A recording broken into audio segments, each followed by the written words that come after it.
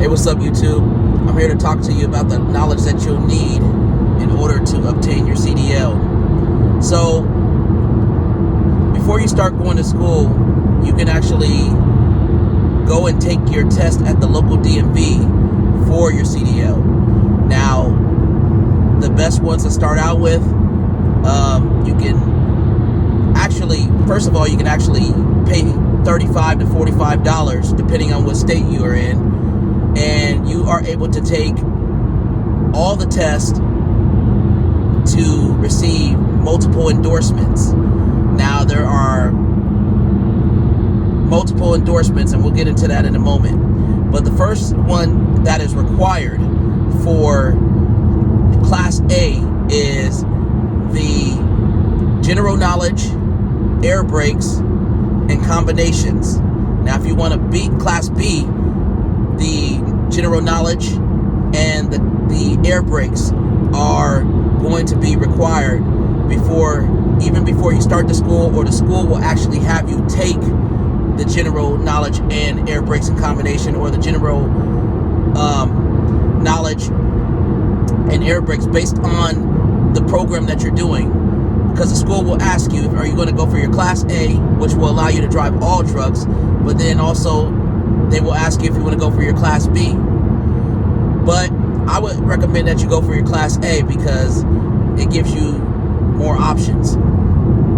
So the best thing to do is, before you start school, actually get the book from your local DMV, DOL, Department of Licensing, Department of Motor Vehicles, whatever you want to call it, whatever it's called in your state.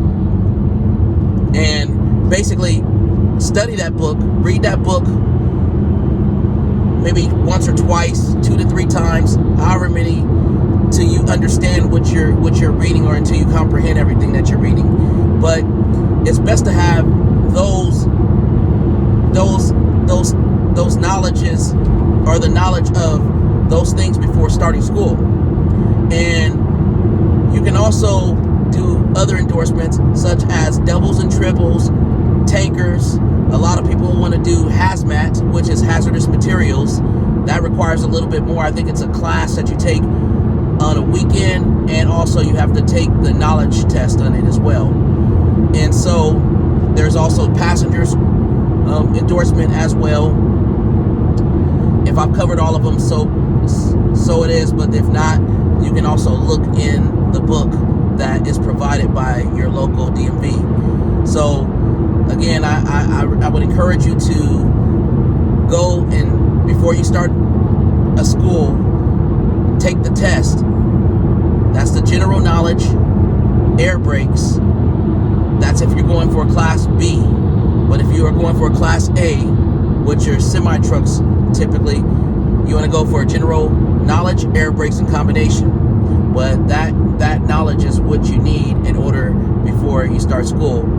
So what they cover in school is, you're going to just probably have a lecture, and you'll probably do some tests and things like that, just to get your knowledge up to speed about driving a truck and everything like that. And then you'll pretty much, after you have your general knowledge, air brakes, and combination, you'll be able to go out on the road with an instructor and drive around the city, drive on the freeway. In the yards, you'll learn how to back up the truck in a straight back, offset, and a 90-degree backing angle. And you have to master those to get prepared for the test that will be at the DMV. So you'll cover those things when you're in the classroom setting, and when you're on the road in the classroom setting. So you'll probably go out with a couple students at a time, and then you'll all take turns driving. And they take you on some nice drives usually, just to get you used to a semi-truck and everything. So from there, you just, after that's all done, and then some of the classes, you'll work on your pre-trip in-cab and out-cab. And from there, some of the schools will assign you to